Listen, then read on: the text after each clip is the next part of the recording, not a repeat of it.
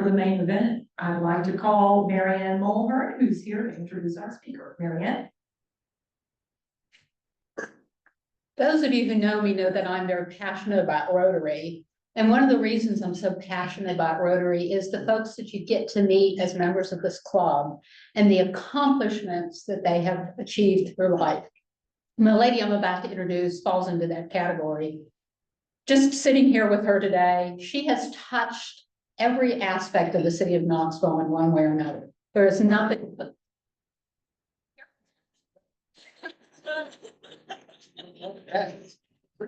I'm telling you, conceiving cows that this woman has not reached.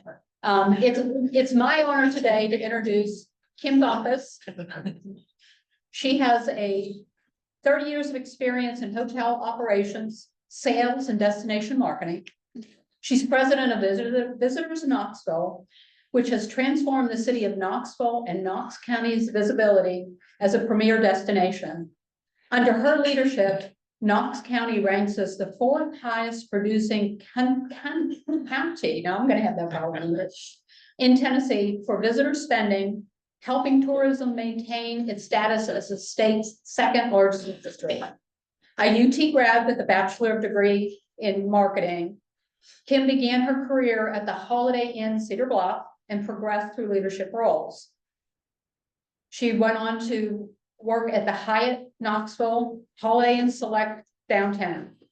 Since joining Visit Knoxville in 2001, she has similarly advanced to ultimately lead the organization.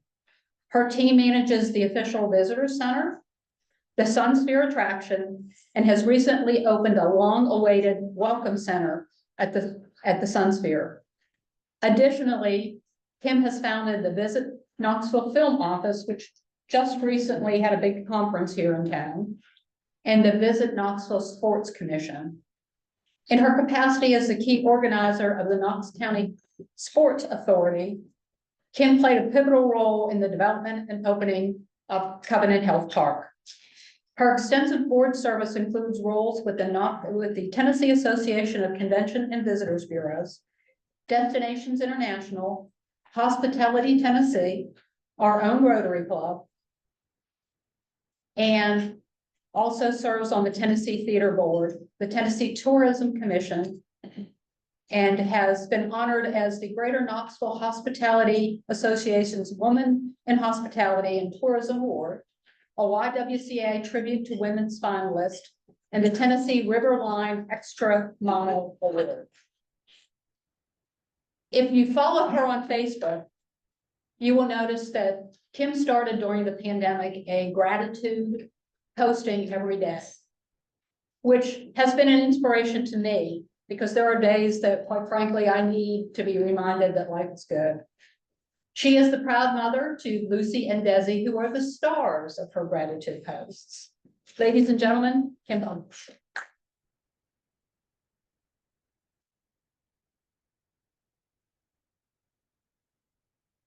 Know how to follow that introduction just yet, but I definitely feel like I should start by saying yes, I'm a Rotarian and thank you for welcoming me back.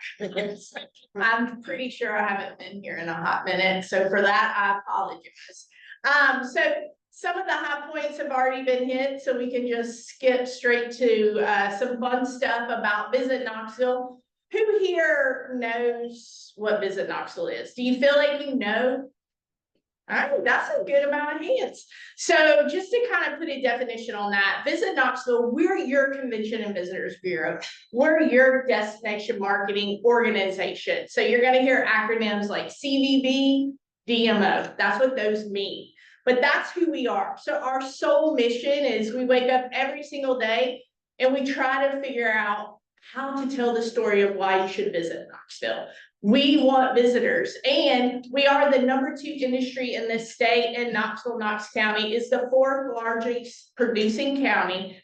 And I think y'all have jinxed me because now my words are not going to come to me, which is very rare. So that's super fun to experience it.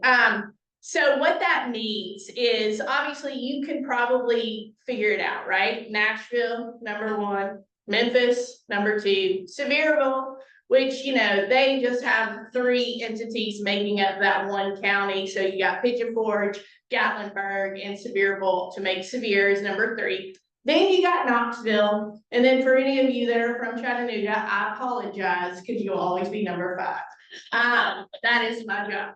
So yes, we make sure Hamilton County stays right behind us. And we did just spread the lead on them, I'd like to say, when we just got our tourism numbers. And just so that you know, those are real numbers. And that's why our commissioner on tourist development at the state says tourism is real money, because it is real money. So when we talk about that, we're not talking economic impact, we're talking about revenue collections, primarily from sales and occupancy tax. And Knoxville, Knox County produces billions. So it's an amazing industry, and I'm super, super honored that I've been able to be at Visit Knoxville for a really, really long time. So I joined the CVB in 2001. Back then, it was not called Visit Knoxville. We do not need to go down a walk down history to figure out how we got here. Y'all can save that for your questions at the end if you like.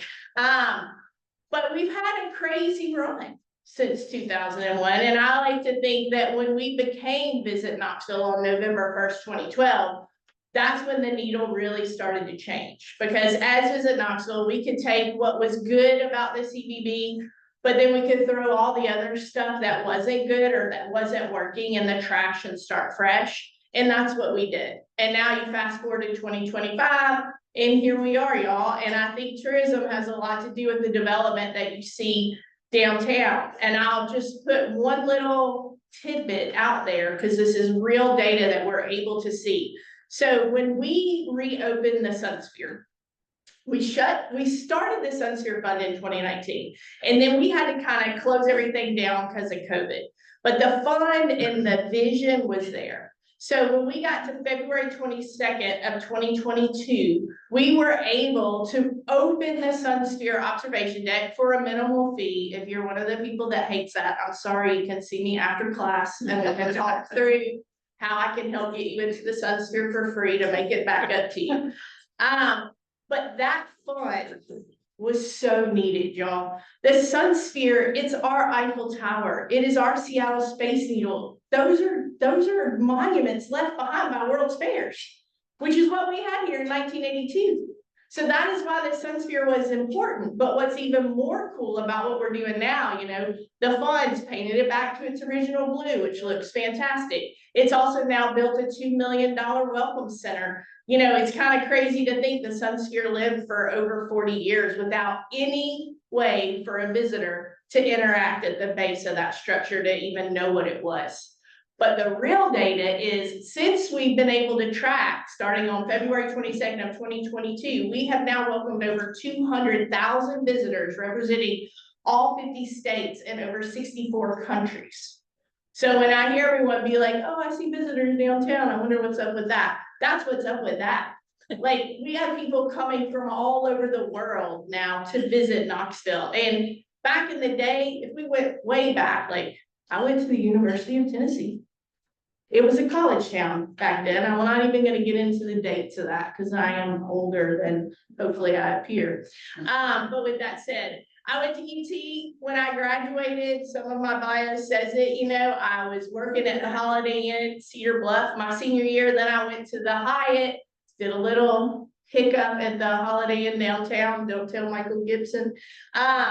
But if you could sell that back then, you could sell anything, because a lot of the hotels were remnants of the 1982 World's Fair and still kind of felt like that if you go back to those days.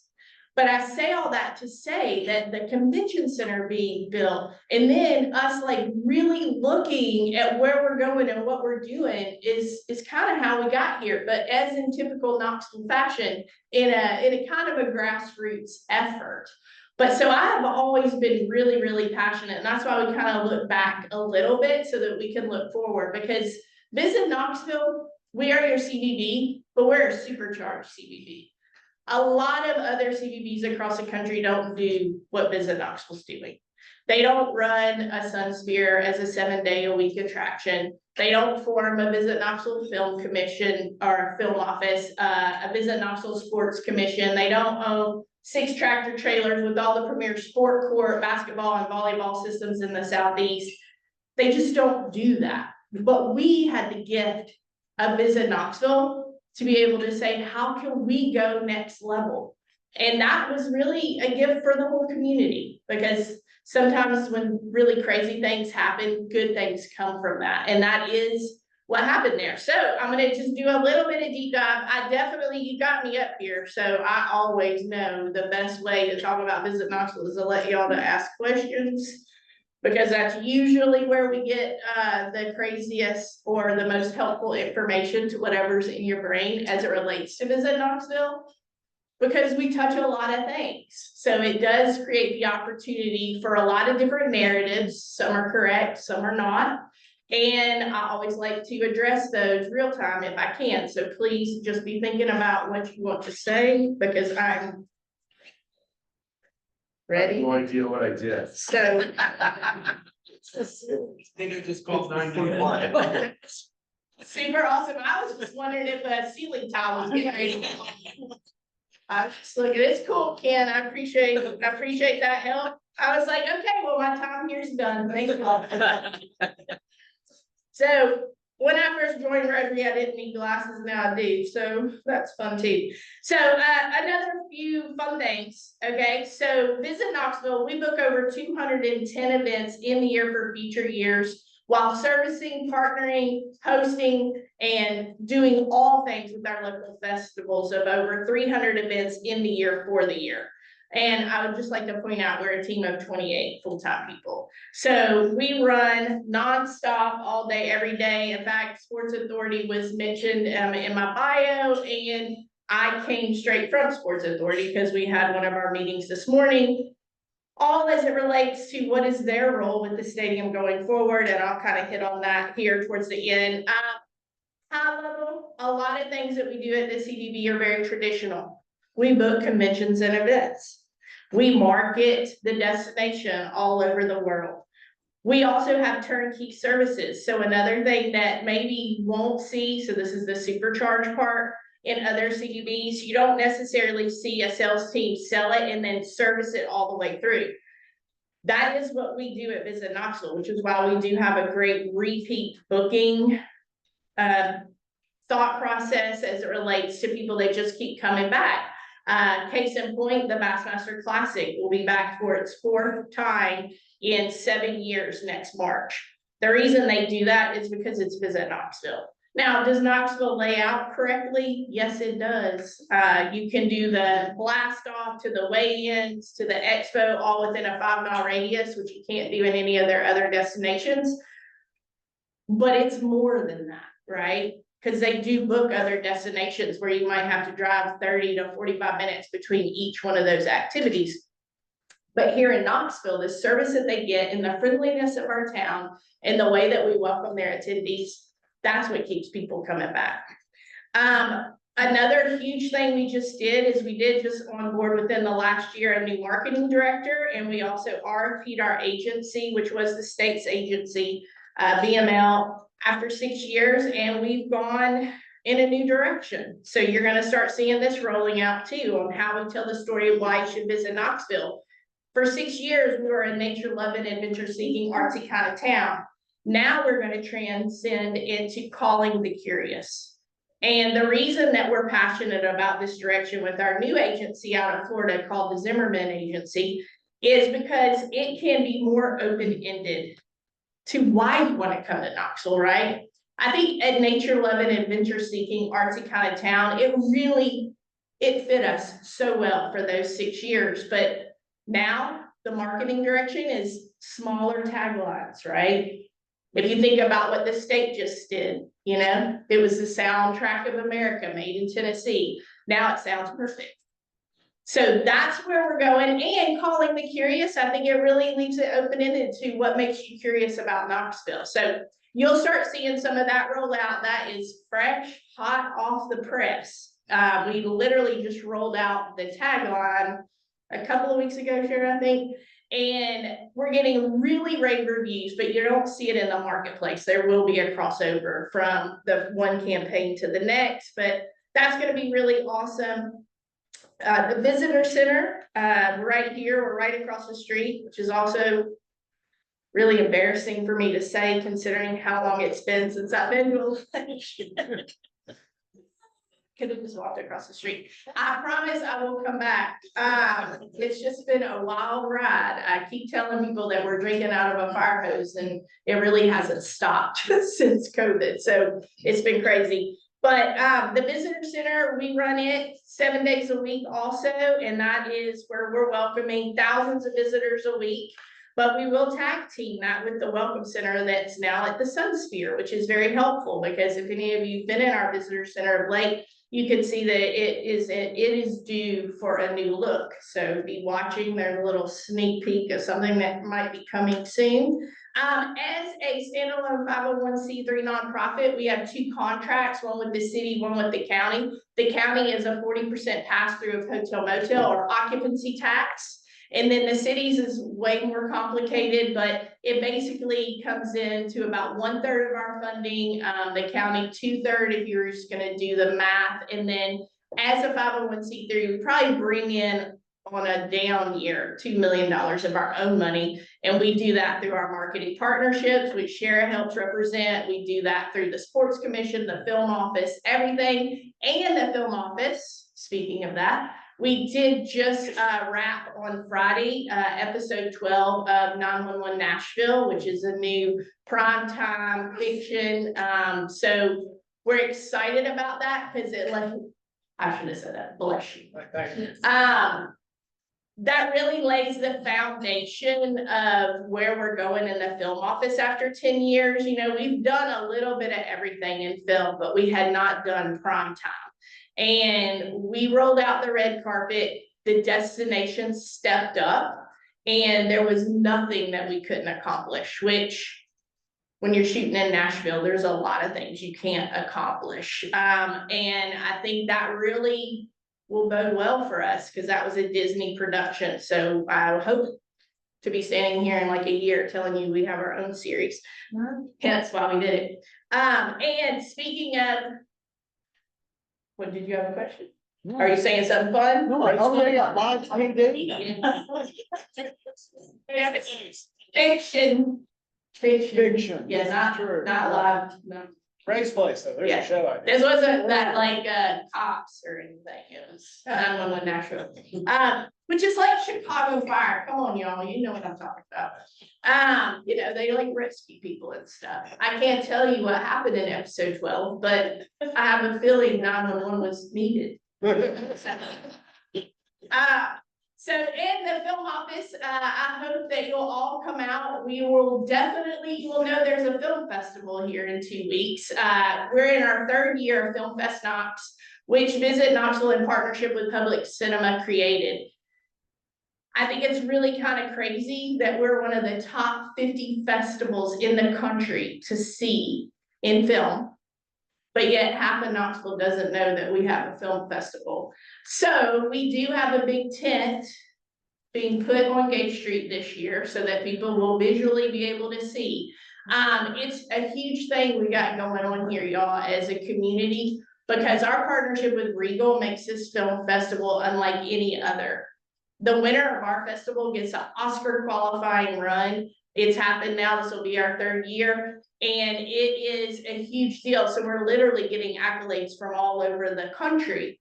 But here in Knoxville, it's kind of like when we ran USA Cycling for 7 years. You could drive in on the backside of Knoxville and never knew there was an Olympic trial happening 2 streets over.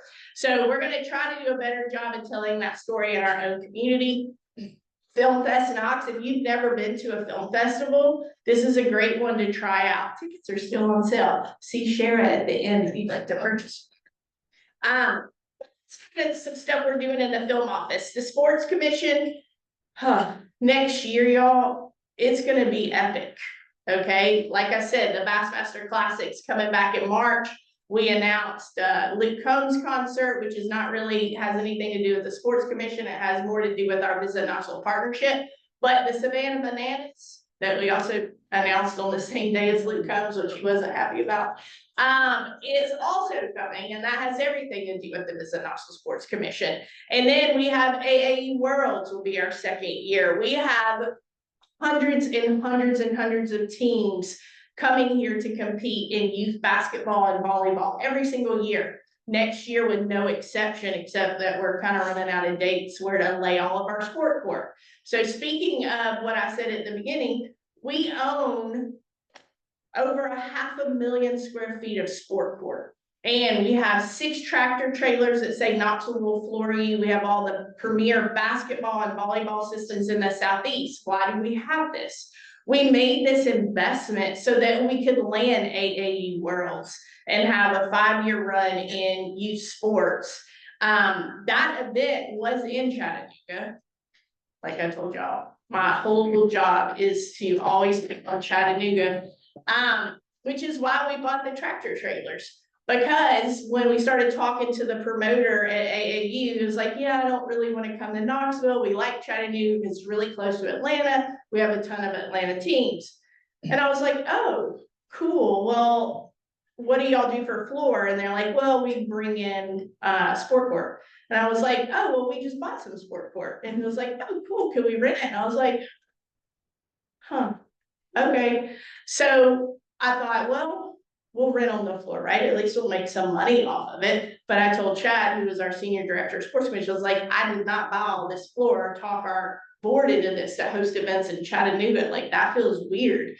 But what we did is we took our newly wrapped trailers and we positioned them around the Chattanooga Convention Center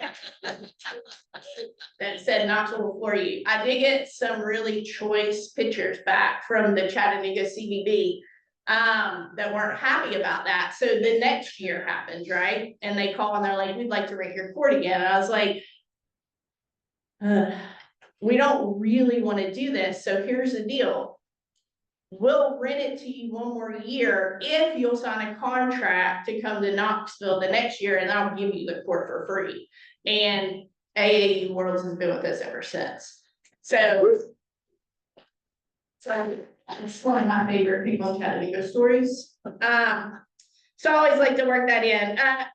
I think the real stuff about Visit Knoxville is just we've become the go-to agency in Knoxville when it comes to different things that the city and the county are trying to work on, i.e. Sports Authority, right? When the Sports Authority was formed, which is 7 amazing individuals, and everything about Covenant Health Park had to be figured out and put together, and all the partners that are too many to list, so I won't even get in trouble by starting with one of them. So they needed someone to run it for them, and there's no money for the Sports Authority, right? So that's how Visit Knoxville became involved, and that became my second job 5 years ago, which I'm proud to say that we have done a great job of, which then segued into conversion, because we started talking about the stadium and we said the words multi-purpose without really understanding what that meant. I think we all understand what multi-purpose means. If you're saying you have a baseball stadium and you want to host a banquet, we know what that means. We don't necessarily know what it means when you say, oh yeah, now we have a soccer club. So I've gotten to spend the last 4 years learning a lot about sod. I'd like to know that if any of you have problems in your yard, I can help you with that. Because I was solely put in charge of figuring out how to turn the baseball field into a soccer field 7 times in its first season. I'd like to tell you we did it perfectly. We did not. I think some of you probably seen pictures. Sod's really sensitive when you cut it out of a farm, lay it down on hot clay, it yellows, and then there's this little fine balance dance you do with water. Like too much makes it slippery, too little makes it crack. So we learned a lot of things. Unfortunately for One Knox, it was an adventure. They had to cancel a few games. I would like to say that Mother Nature did us 0 favors, so that will pay off in the long run, because it was the wettest, hottest, weirdest spring this summer that Knoxville's ever had. In fact, it definitely did a downturn on our outdoor attractions and what they were seeing from a numbers standpoint, because people were just like, no one ever knew what the weather was going to do. And that counts for conversion too. And if I could also say, some of you know in this room, because you've been around me a lot, some of you don't. I have a 22-year-old hip replacement that I got from a vascular necrosis a long time ago. But that excuse came in handy a lot this season when they had to pull that tarp 400 times. Like, you have to pull the baseball tarp every time it's raining on the infield, which is where your soccer field is. So I'd be like, oh, I can't help y'all with that because I could slip and hurt my hip. So, but we did pull it.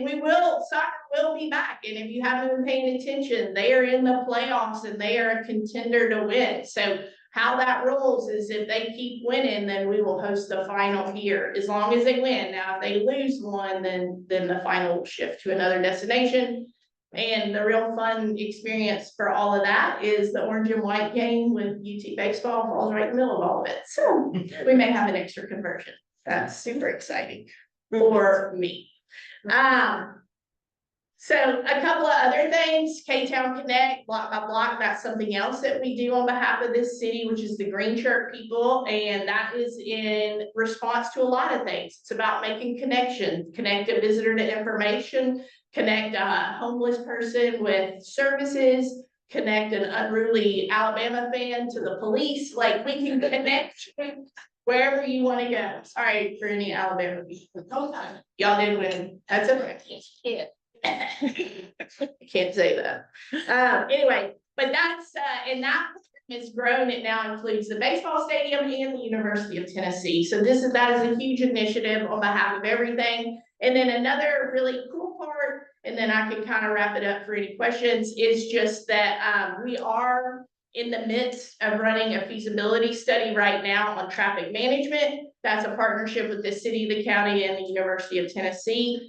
And it's all around these huge events and how can we move people better. I think we all saw what happened at the Georgia game and where fans got really tangled up for a really long time.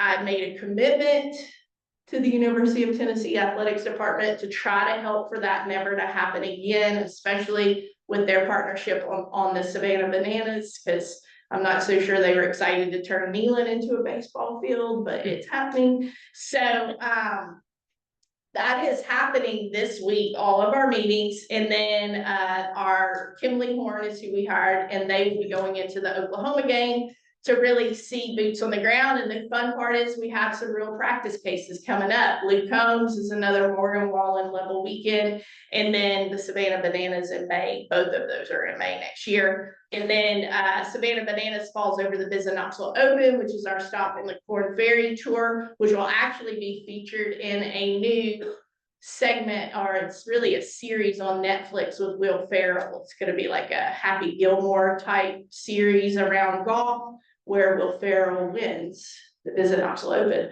and that premieres next May. So, and other than that, I mean, tourism is doing awesome. I could talk all day, but I'll stop and see if anyone has any questions. Okay, here we go. Right, this table first. Well, I was gonna ask you, and not to bring up Chattanooga, but as a parent of young kids, we would go to Chattanooga, and it was great to stay downtown and be able to walk to the Children's Museum and walk to the aquarium.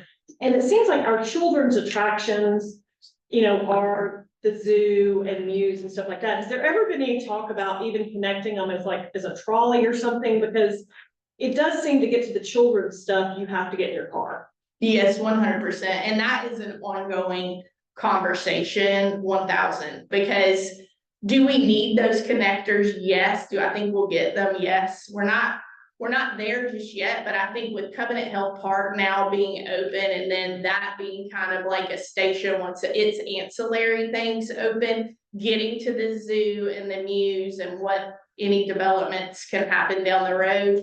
I think those are huge conversations on the table. I'd love to tell you magic wand. I could tell you the fix right now. I don't have that, but I can tell you as the person that tells the story of why you should visit Knoxville. I do struggle sometimes when, you're the family of 4 and you're like, what do I do with these kids every day? And I'm like, well, get your car. Yeah, we're going to have to go here twice.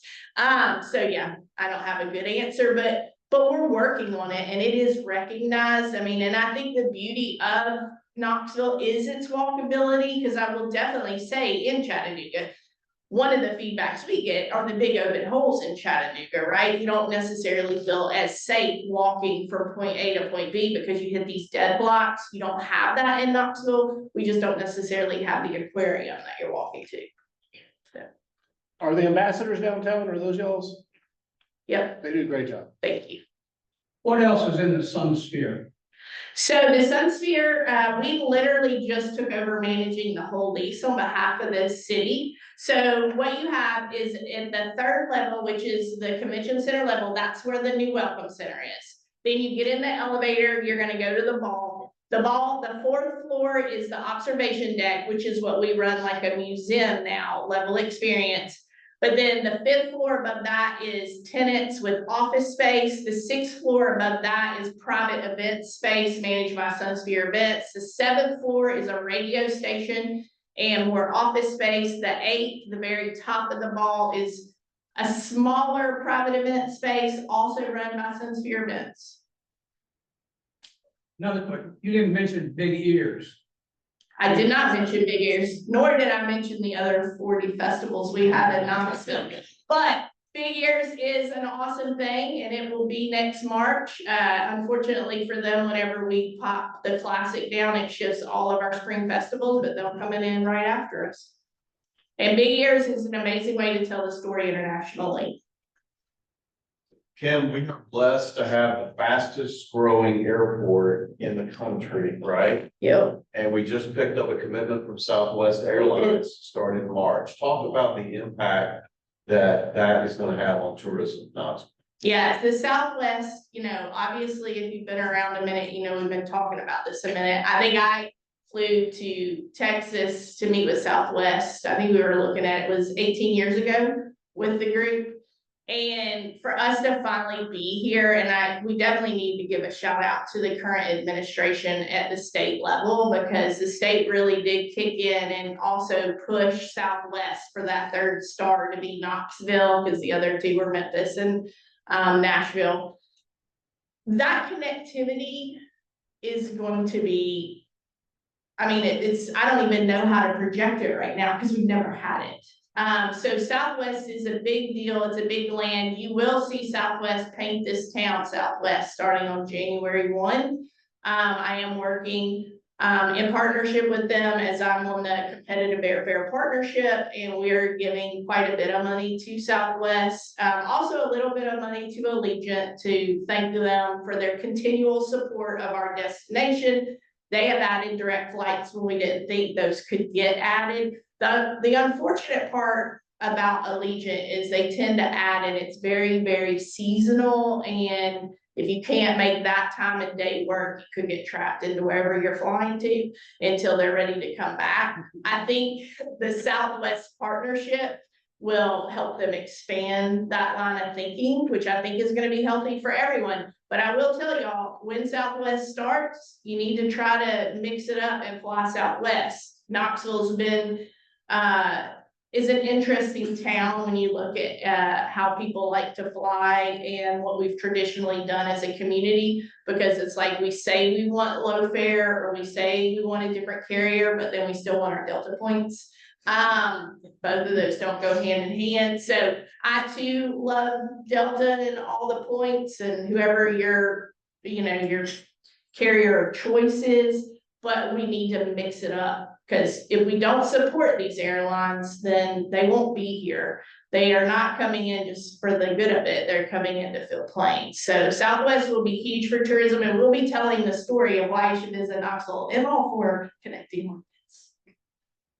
Space just east of the Civic Auditorium that hasn't worked out with the Children's Museum. What are the 2 or 3 biggest attractions that you've heard of that might be a good possibility for that area? If you could wave a magic wand, what are 2 or 3 of the things that you've heard that got your attention? There's a lot of talk around all of that, and I don't know how much I'm allowed to say out loud, but what I would say is that family friendly would be an interesting conversation at that space. I can't get into the dynamics of the Coliseum and what additional space could go over there. I mean, there's all kinds of talk, like, you know, one of the things is we need more ice, and what's that look like? Or do we need a performing arts center? There's all kinds of things being talked about. So for me as Visit Knoxville, I am reminded by others, and then I remind my team that we are Switzerland and that we love everyone and we'll sell whatever's built to whoever's coming. Sorry, I could not be of more help there. Okay, one more question. Charlie Har or Jim Alexander? Go ahead, Charlie. Well, I was just gonna make a comment about the airport. Wes and I serve as airport commissioners. We're trying to stay ahead of it. And, we've had steady growth ever since COVID. We're building a 6-story parking garage. So, and with the addition of Southwest, we will have more direct flights in the city outside. This is a phenomenal step forward. We're trying to stay ahead of it. 2 weeks ago, we had the largest one-day volume in history here. Oh, my goodness. 100%. Thank you, Charlie. Jim? Quick. What is your annual offering? That's, we've really grown over the last 10 years, so around 12 million. That's great. Kim, thank you very much.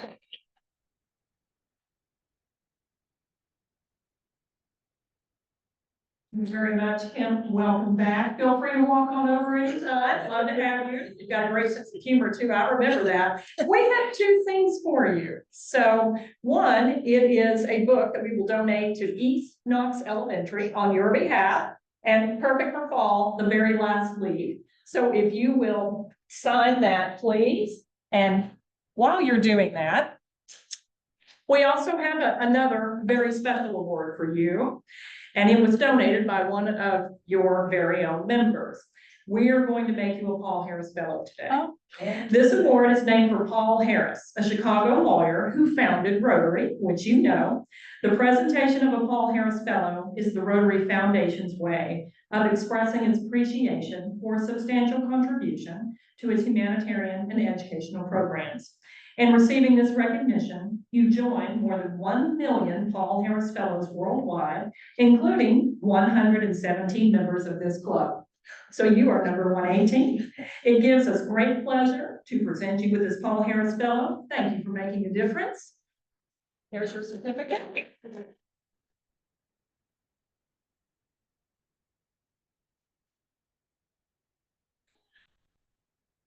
Thank you for being here. Okay, I'd like to thank for being here all of our guests today. You're welcome back. Next week, we'll be right back here at the Crown Plaza.